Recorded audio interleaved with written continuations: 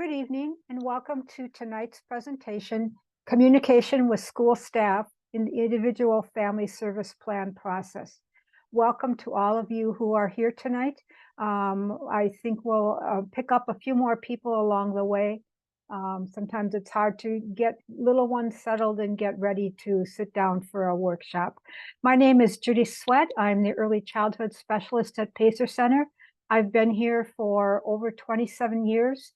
And so have probably talked to a few of you and have done a lot of these presentations and try to keep them fresh every time. We will likely end a little bit early tonight because we are trying at Pacer, we're trying to make our presentations a little more family and user-friendly, which means we are shortening up the presentations, allowing some time for Q&A, and then getting people off to their evening activities. So just, if we end a little bit early, don't worry about that. I'm going to stop my video and go to the next slide. Pacer Center is the PTI for the state of Minnesota. PTI stands for Parent Training and Information Center. We've been in there is a Parent Training and Information Center in every state. Pacer is funded by government grants and private fundraising. Pacer offers a variety of programs, some of which are the notion of Parents Helping Parents, our Simon Technology Center, and our Count Me and Puppets. We are parents or have family members with we are parents of children with disabilities or have family members with disabilities. And so while we don't walk the same path, we are all in similar journeys.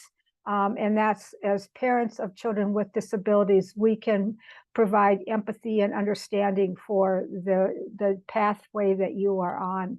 One of our programs is the Simon Technology Center.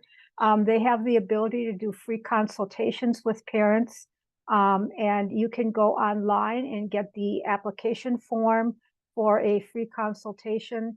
It is free, but they require I believe it's a $50 down payment, and then you get that back when you do the consultation. Our Count Me and Puppets are a set of puppets that are various ages, starting from preschool up into early elementary. Each of there is a script for the various puppets regarding different disabilities. And so we have a puppet who is blind or visually impaired. We have another puppet who is physically impaired.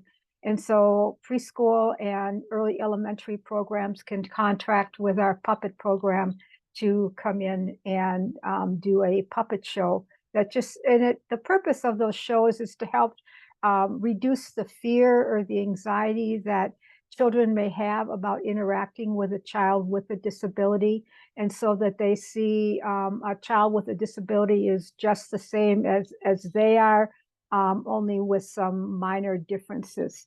I want to make sure that you can call Pacer with any question that you have about your child's special education services, from the very beginning, before you even request the evaluation, all the way up to the end when your children stop receiving special education services.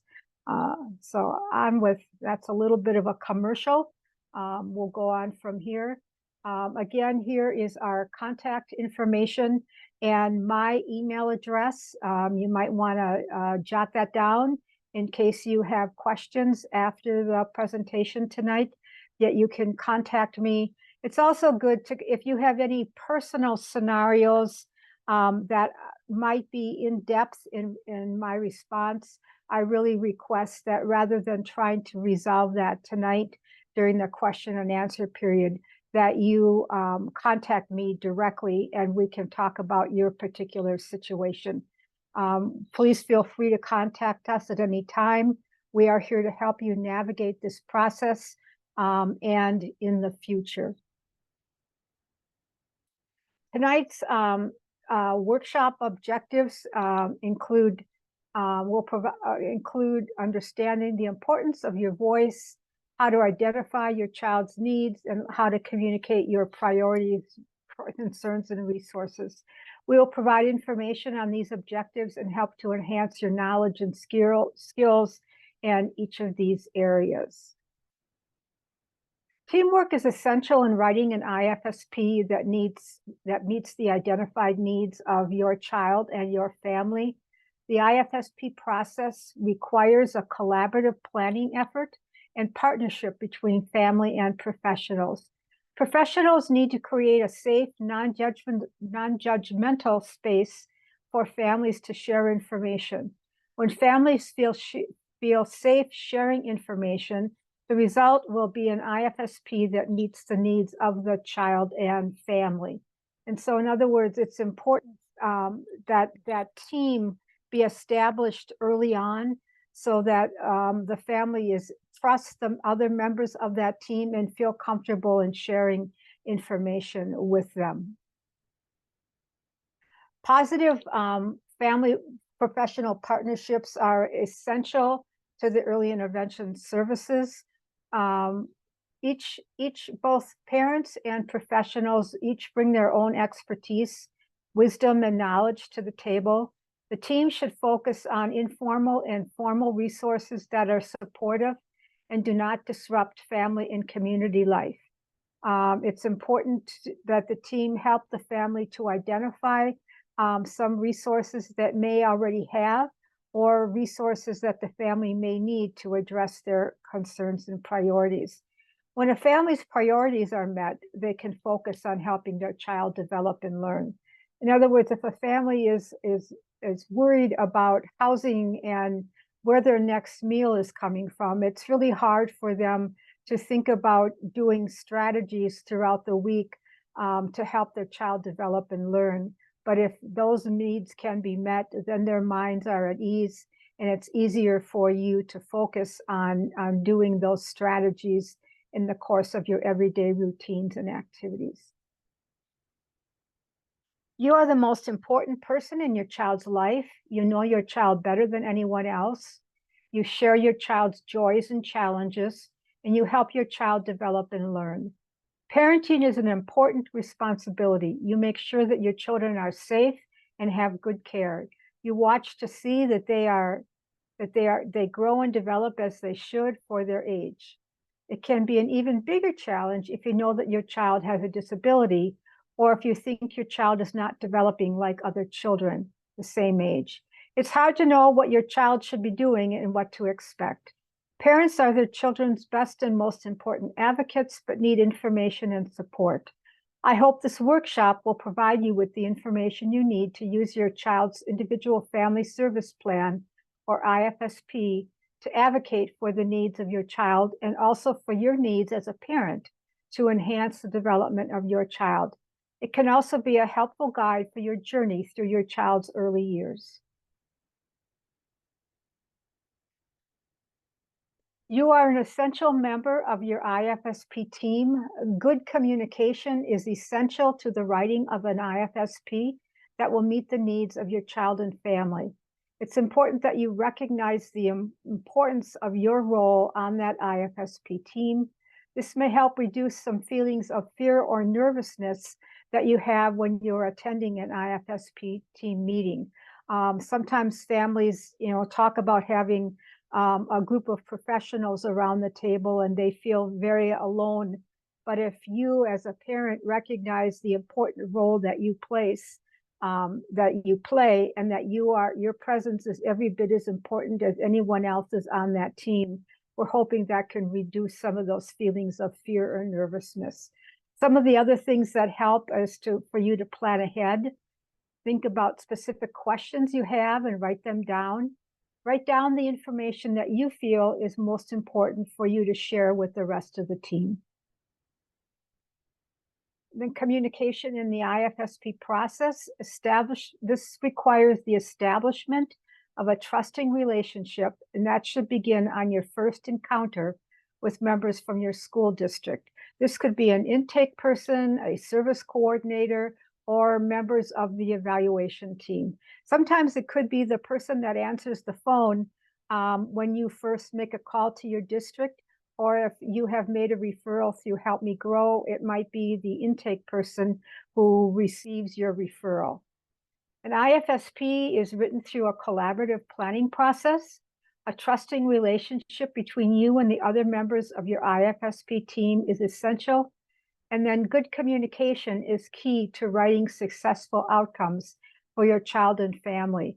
That it's important that the team know everything that you're thinking about in regards to the results of the evaluation and what are some of the outcomes that you want your child to achieve while they are in early intervention. And it's important that you feel comfortable sharing those things with the team. Some important things for you to communicate would be concerns, priorities, and resources relating to enhancing the development of your child. Share as much information as you feel comfortable disclosing to give a complete picture of your child and your family's priorities. As a parent, you have valuable information to share about what you see your child doing or not able to do at home or in the community.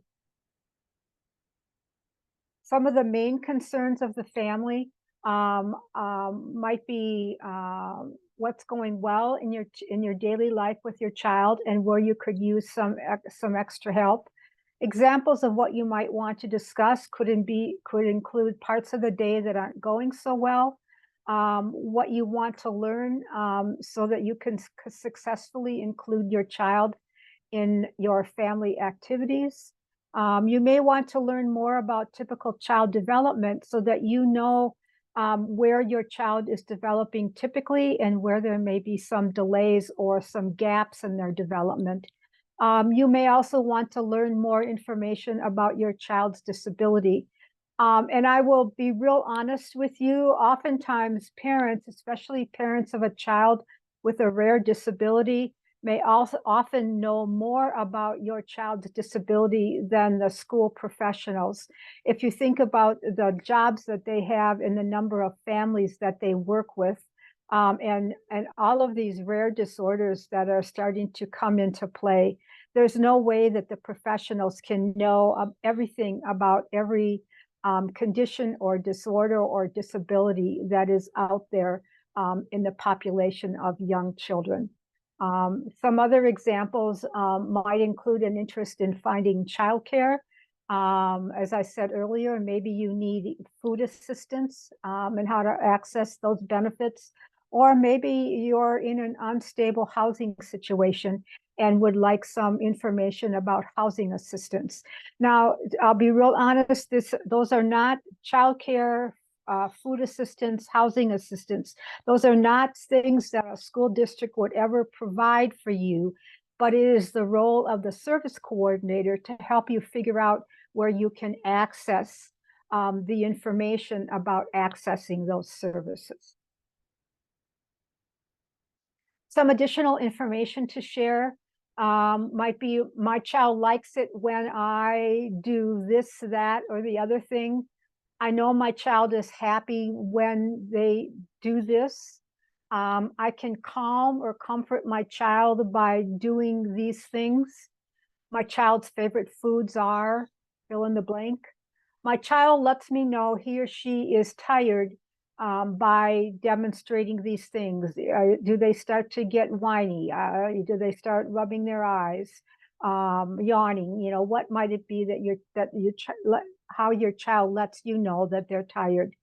The toys my child likes best are, and it would be helpful to know some of the toys that you are using with your child, because oftentimes when using some strategies to increase your child's development and learning, using very familiar and well-liked toys can be very helpful in keeping your child engaged in whatever the activity is that you're trying to use as a learning tool. The more information you share about your child, the easier it will be to write outcomes that are appropriate for your child and family. when we look at the present levels of development are all contained within the IFSP.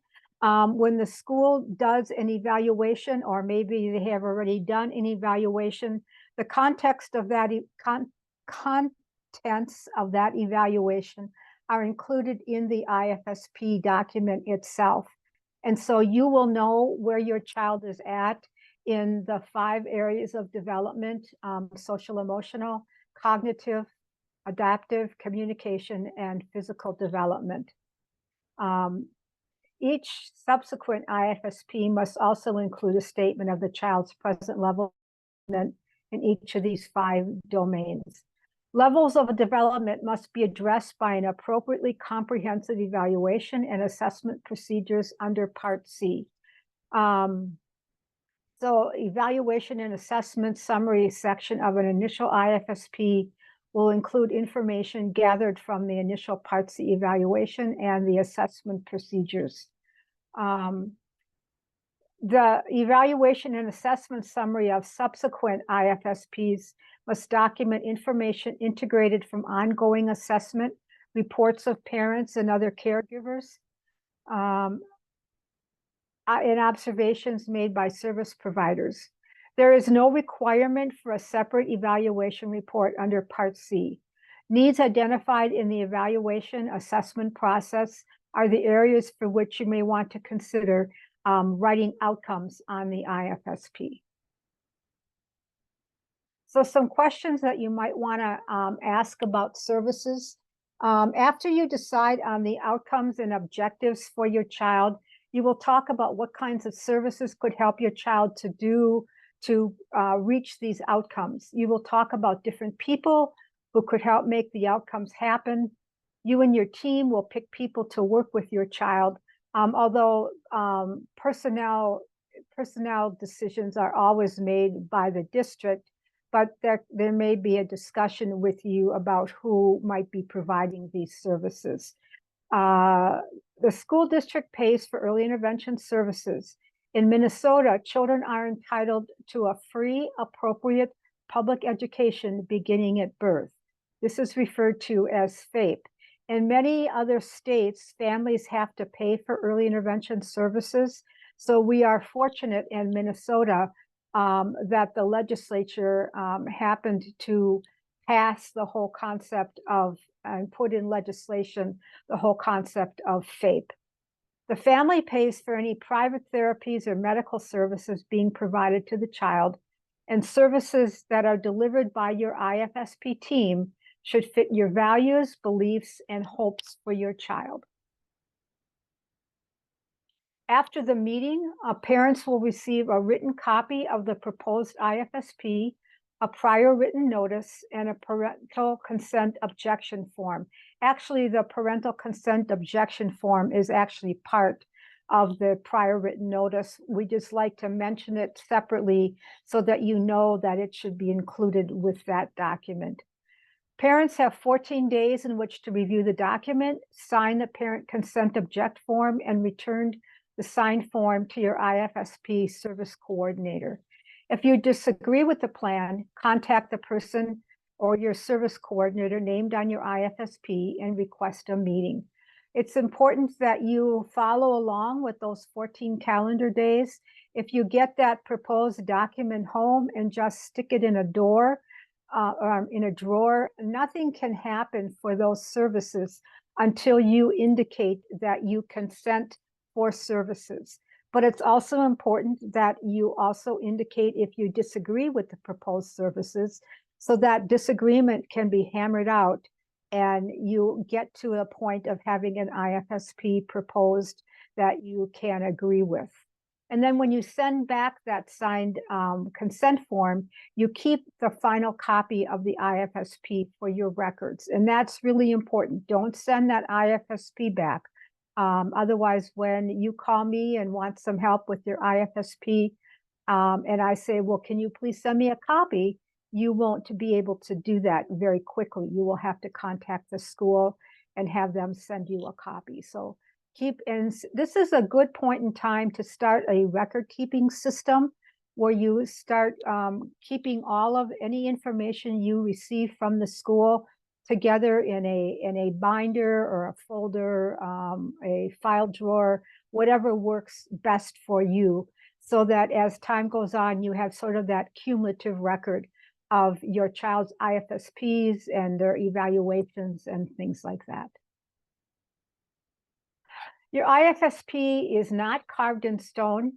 Even if a parent has agreed to the initial IFSP, they may request to make changes at any time, anytime there's a need to do so. It's important. I mean, the whole notion of early intervention services is the work with infants and toddlers. And we know that infants and toddlers and family circumstances can change very quickly. And so the IFSP should be flexible enough to change with the needs of an infant and toddler and family members. Parents may begin this process by asking themselves several questions. Is my child making the kind of progress I expected on the outcomes that I set up with the team? Would changes to the services in the IFSP improve my child's progress on those outcomes or improve my child's development? Am I having issues? Are there any issues that I'm having with the providers that are getting in the way of my child making progress? And then what changes might work? And you can talk with that about your primary service provider, or you could also contact who is probably acting as your service coordinator. So they would be one and the same person to contact. If in talking with your primary provider or primary coach, if you feel like things are not getting resolved, first thing what you might want to do is you can call PACER and talk to us about your concerns. And then usually what we would suggest, once we sort of walk through them and we give you any suggestions or thoughts or ideas that we have, if you still believe that a change needs to be made, we can help you, put you in contact with the right people to talk about if you don't feel comfortable talking with your primary provider. If the family feels that those changes need to be made, they can request an IFSP team meeting to review the plan at any time. Review meetings are normally or typically required to be scheduled after 6 months and annually. And when the team, including the parents, discuss progress, what's working well, and any changes they would like to be made. But you don't have to wait for that 6-month review time if you have a concern about the IFSP. You can contact your provider sooner than that. So we're going to talk a little bit about that whole idea of communicating with your IFSP team members. Ongoing communication is needed to build a trusting, respectful relationship with your caregiver or primary provider. The family's priorities, or I should say your family's priorities, needs, and interests are best addressed by the primary coach or primary provider who represents the other members of the IFSP team and receives ongoing support from them. What this is talking about is the fact that you will have weekly, biweekly, or monthly visits from that primary provider or caregiver coach, but they may also go back and be consulting with other folks who might be part of your team but are not providing direct services to your child at this point in time. Research has shown that families have shown a preference for not having to interact with a lot of people at the same time. And so this whole notion of that primary provider or caregiver coach came into being, so that you're forming that trusting relationship with one person of the team or one member of the team. And then they can go back and talk with the other members, get some guidance, some coaching themselves. And if and when the time comes that they need to bring another member on the team to provide some direct services, then that person can be added to the team coming out. In some cases, that might mean the primary provider actually changes, and the new person who's coming out, maybe for a while you had an early childhood special ed teacher coming out to your home. And now that your child is starting to use more words, and having, making more words and sounds, or that it's apparent that your child may have an issue with speech, well, then the primary provider may become a speech language pathologist. And this usually is looked at around the age of 2.5, when it's clear that the child understands the intent of communication. It's that, that back and forth approach to interacting with another person.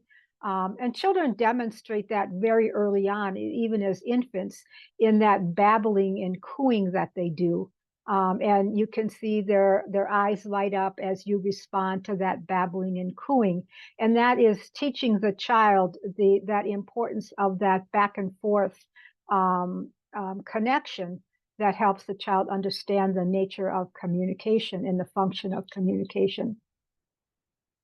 Some districts refer to in some districts we talk about a caregiver coach, primary provider, and it depends on the district that you are enrolled in, and any innovations that they have put in place within their district. Intervention strategies are designed to be used during your child's daily routines and activities. They are not standalone. Nobody wants you to decide that in your busy day, you now have to set aside an hour to become a physical teacher, an OT, a occupational therapist, a physical therapist, or a speech language pathologist. We want you to be able to embed these strategies within the course of your child's daily routines and activities, so that they become natural not only for you, but also for your child. And oftentimes it may be just a little bit different way of doing something that you had been doing, and through the use of your primary provider or caregiver coach, you learn a different way of dealing with that daily routine or activity. And so as the primary coach or provider, I'm going to just use primary provider for the sake of my not getting tongue-tied every time I try to say that. But know that I'm also talking about the term caregiver coach and primary provider simultaneously. You want, as the primary provider is working with you on developing these strategies, you want to give them feedback as to whether or not you feel comfortable using these strategies during your child's daily routines and activities, and the times when that provider is not in your home with you demonstrating them. And sometimes the way that works is they might model a strategy, then have you try it. And sometimes they can model it a couple different times, then have you try it, provide some coaching, and then have you try it again and get to the point where you feel comfortable. Intervention strategies, if the suggested strategy does not feel comfortable for you, share that with your coach so a different strategy can be developed, and one that you feel comfortable using, and so that you will use it. There's nothing more frustrating for a family than the primary provider walks away, and now you're stuck with this, maybe 2 or 3 strategies that you have talked about, but you realize that during the week, without that person's presence, you're not going to feel comfortable doing that. So then that time, that whole week is really, it's wasted time for your child. And so it's really very important. And that's where, again, that communication comes into play, is that you be very open and honest with your provider. Providers will not be judgmental if you say, this is really tough for me. Can you make it easier? Can you show me how I could embed this in a different routine or activity? just let them know, what issues you might be having when it comes to embedding those routines or those strategies in your daily routines and activities. Oops. Um, so then, of course, you have those ongoing visits with your caregiver coach or primary provider. And it's important that open, trusting relationship requires that you be willing to share honest feedback. So if something didn't work for you during the week, or you just had one of those weeks where a child was sick, work was extra tough, something happened in childcare, it just was, one of those weeks and you didn't have the energy or the time to focus on those strategies. That's okay. I mean, we all have those times. And I can tell you that if you have a provider who has children, they're having those same kinds of weeks themselves. Be honest and talk about how that worked for you. Also, be open and honest if your family's circumstances change. So you need new or additional supports, or if you want the provider to go back and consult with other members of your team to respond to your family's new concerns and priorities. The members of your team can help you locate the additional supports or resources. I should say, should be able to help you locate the additional supports or resources that your family needs if they are available in your region, in your through the Department of Children, Youth, and Families, which is used to be called the Department of Public Health. There is now a new department at the Department of Public Health that is for families of children. I believe it's birth to 8. And they are supposed to be a resource to you, and they're developing databases and things like that for themselves, so that if you say to your provider that you need help with a particular concern, maybe it's health insurance, maybe it's, as I said before, housing, that they can go to those websites and look up providers of those particular types of services and give you those connections. Or if you are one of those people that like to do things kind of on your own and you have the time, you can ask your primary provider, can you show me how I could access those connections? Is there a website that I could go to and search for those things myself, so that I can provide maybe a more detailed question, or I know where I live and where I'm willing to drive to, so I can click on various providers that might work for me. So it just depends on your circumstances, but you can take as much lead on locating resources that your family needs, or you can ask that your provider help you access those resources. It kind of is going to depend on what your family circumstances are and what you are looking for in the way of support and resources for your family. Some communication tips. Try to understand another's point of view, even if you do not agree. You may view things differently than your provider. Be open to hearing what they have to say.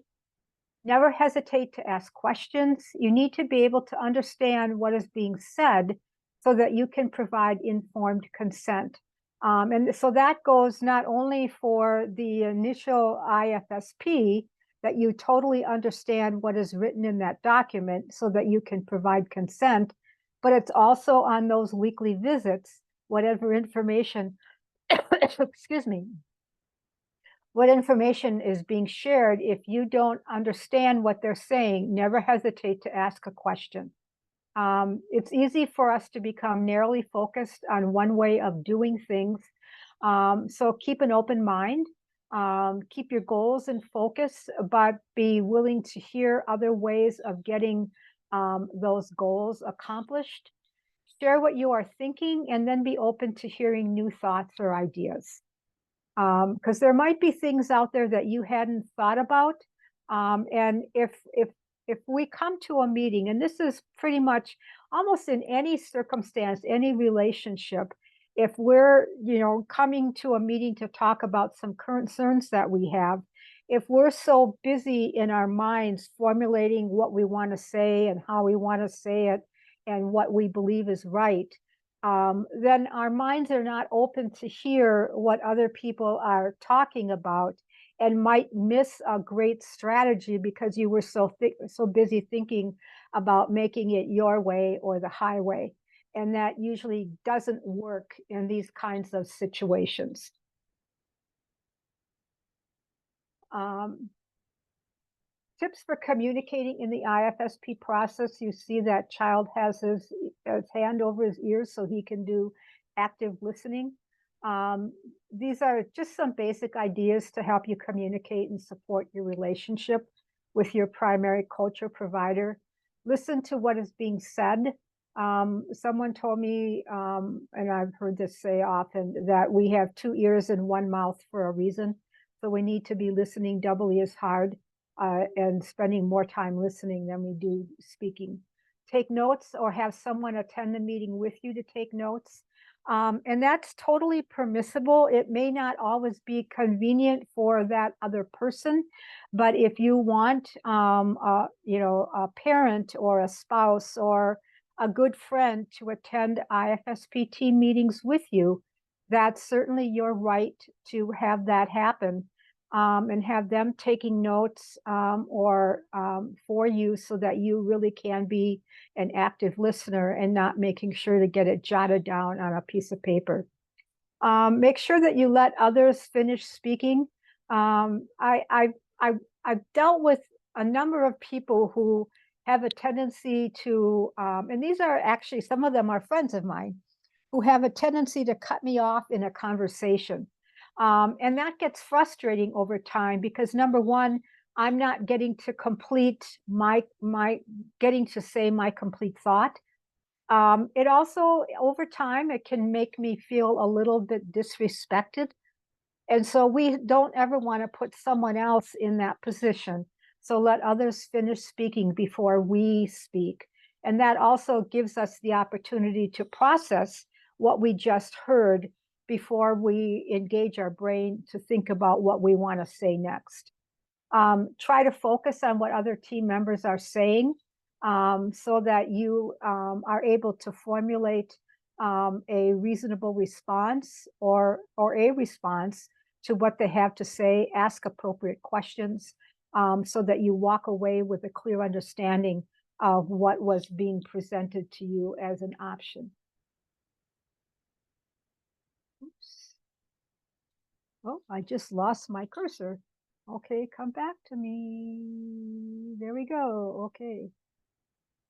So in summary, the IFSP process, all families with the necessary supports and services can enhance their child's development and learning. You play a crucial role by sharing your hopes, your dreams, your priorities, and concerns for your child. A strong collaborative relationship with your family, with your primary coach or provider will help you learn new strategies and help you feel supported as you're helping your child to develop and grow.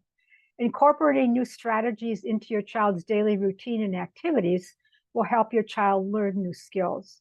Your child will hopefully then be able to participate successfully at home and in your community.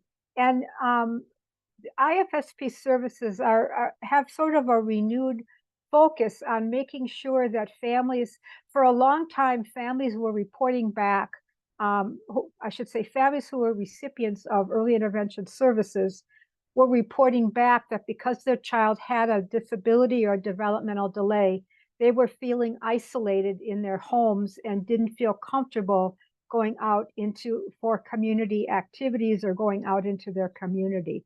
And so was sort of a refocus on early intervention services so that the family would feel comfortable taking their child out in the community and participating in community events. And so that would be, if that's something that you want to do with your child, and there's a particular ongoing community event that you want to be able to take your child to, make sure that you share that with the team, and that could be become an outcome on the IFSP for you and your child to learn how to do. And again, as I said, we were going to run through those slides, and so we have plenty of time for questions and answers, and I'll sort of open things up to the audience so that you can do that.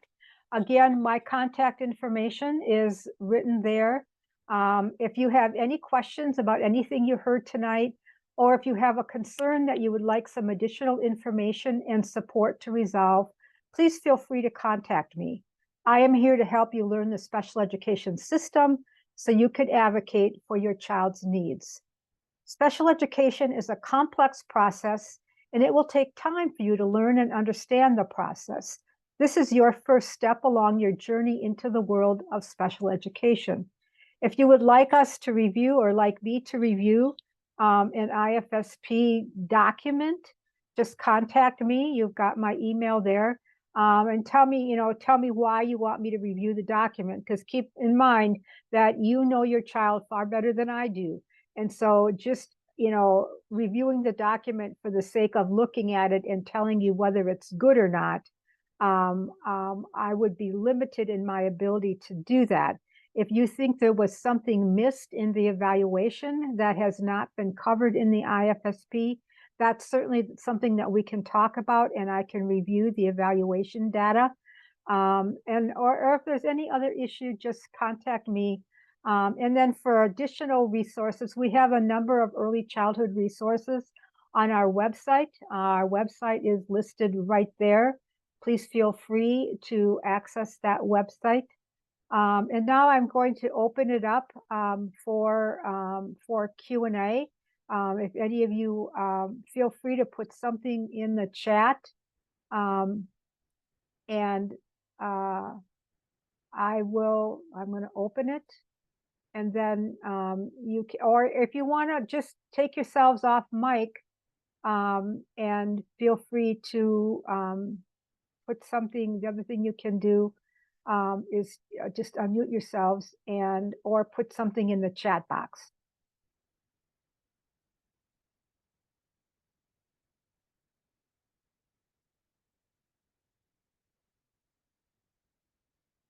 And don't be shy. This is an open forum, and we want people to feel comfortable sharing information. This is a safe forum, and so if you have anything that you want to put in the chat room, and just know that, as I said, in our workshops going forward, you will see a change in the length of time, a change in the number of slides.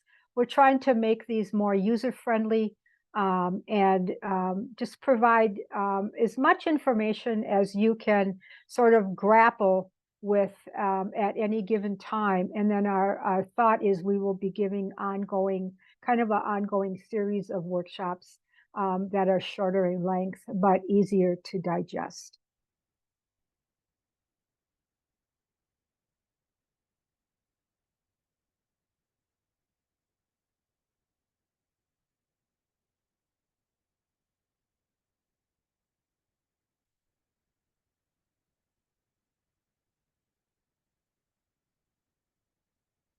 Anybody have anything that they want to talk about or share?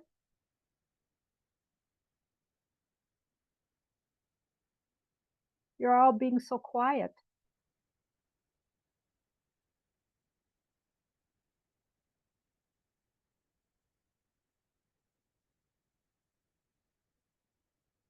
Okay. Oh, this is a tough one. I would like to know, she'd like to know my thoughts on school-provided SLP, speech language pathology services, or occupational therapy for an IFSP. How often should a child receive them at home? Ifra, that is a really tough question to answer. And here's why. Services on an IFSP are based on the individual needs of the child and the family. And so it's up for the team to make that decision as to how often that provider needs to come into your home. As I said earlier, it's typically when there are concerns about communication, until the child is about 2 or 2.5, it's usually the ECSE teacher who is working on language development, because until the child understands the concept of language and the purpose of communication, and the child has enough words to be able to gauge whether or not there might be a speech issue involved. That's something within the training of that early childhood special ed teacher. Once there is a concern about maybe it's articulation or the number of words that your child is saying or that sort of thing, then you might want to talk with your primary provider about going back and talking with the speech language pathologist about whether it would be appropriate for that person to start providing services. And then you and that person and your primary provider would talk about how often would those services be provided, and that sort of thing. And the providers use their professional judgment, their expertise, their wisdom when they determine the number of minutes of service for an IFSP on an IFSP. The only way to demonstrate that that level of service is not appropriate for your child would be if your child is not making progress on their outcomes. If there is limited progress on IFSP outcomes, that would be a good time to have a conversation with your primary provider about your concerns about that, and then talk about what might help your child to start making progress about those outcomes, and who might need to be brought into play to have that happen. I hope that makes sense to you. If not, put in another question for clarification. Somebody asked me to explain the family-directed survey. As part of the evaluation for Part C services, there is a voluntary family assessment that is provided to the family if the family volunteers to do it. And the whole purpose of that family assessment is to determine what is going well for that family, what's not going so well. It's not about judging the family's parenting skills or the home environment or anything like that. It's all about helping the team and the family determine what their concerns are, what's not going well, and then conversely, what's going well, what the family may need in the way of resources. And so then the results of that family assessment are compiled, and it's utilized in helping to write the child and family outcomes on the IEP. And the whole reason why it's voluntary is that they didn't want families to feel like they were being forced to do something that they didn't feel comfortable doing. And that's where the role of your provider comes into play. Or actually, this would probably be the members of the evaluation team, is to establish that trusting relationship with you and to be very open and honest about that whole evaluation process and what the purpose of the various assessment tools that they're using, what that purpose is for those tools, and really explain that family assessment very clearly to you. And if you don't feel like you understand what's going on, please ask the evaluation team. You need to explain that to me because I don't understand. And if I don't understand it, it's difficult for me to agree to do it.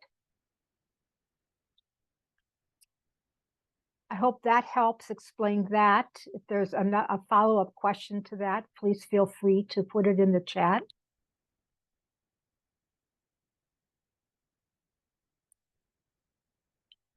Anybody else have any questions or comments, concerns?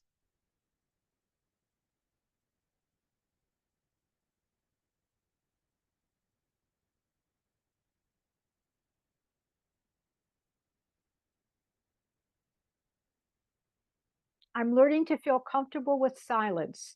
And so to make sure that I'm giving you enough time to formulate a thought and not just, go to the next slide. So I'm going to sit here in silence for a little bit longer and see if there's another question or a comment that somebody has.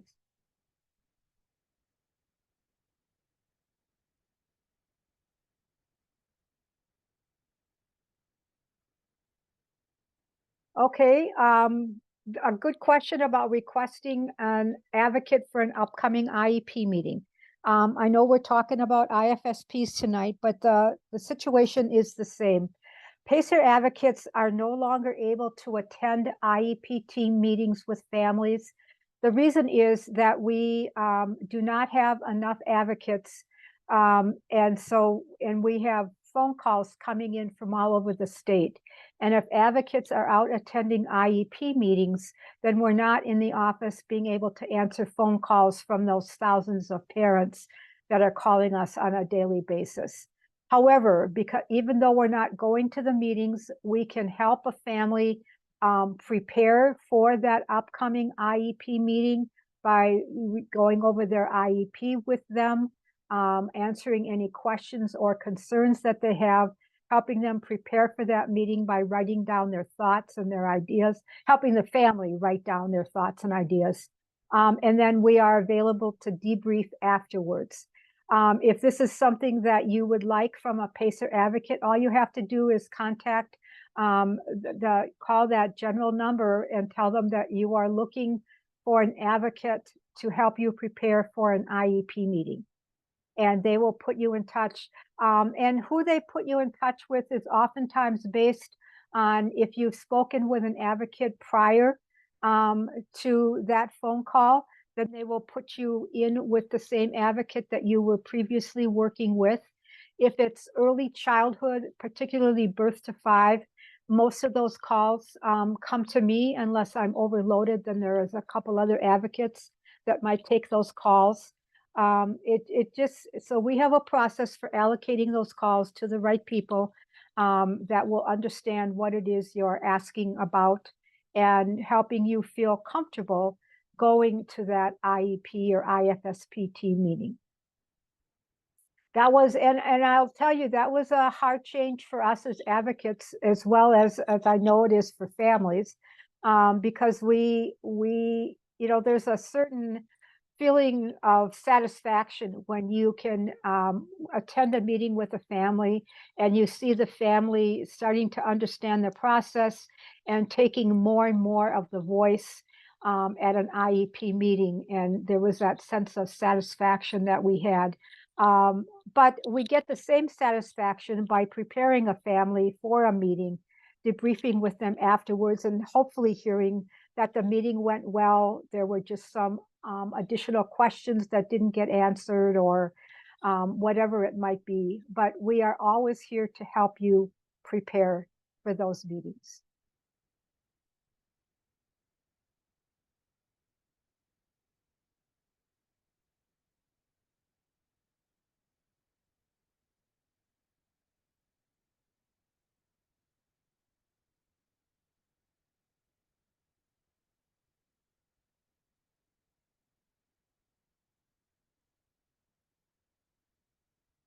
I'm sitting in silence here and trying to be comfortable with it.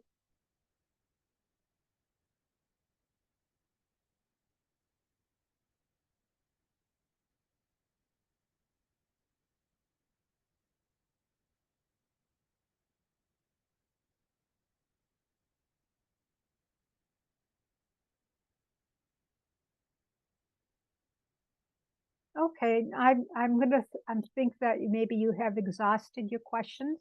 And as I said earlier, remember you've got my email contact.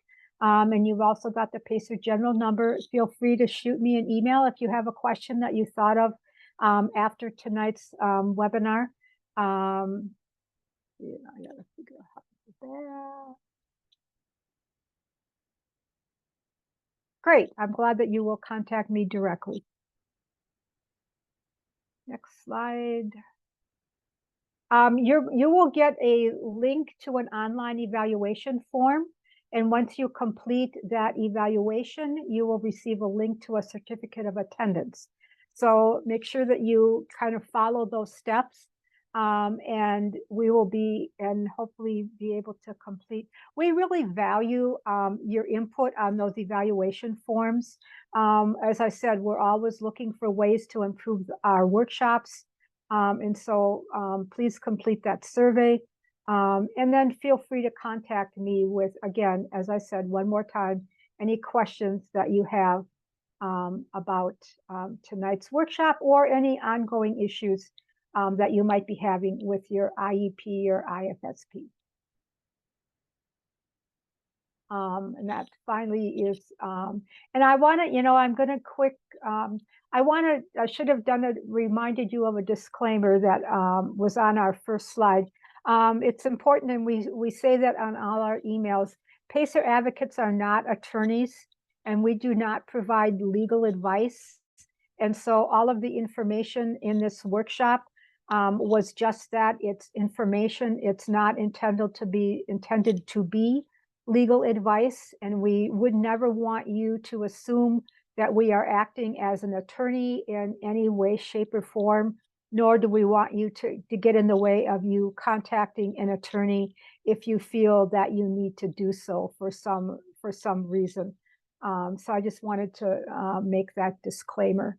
So given that, you can leave the webinar, and you should be connected with a link to the evaluation survey. Have a good rest of the evening. Take care of yourselves and your families, and be well. Thank you very much for your attendance tonight.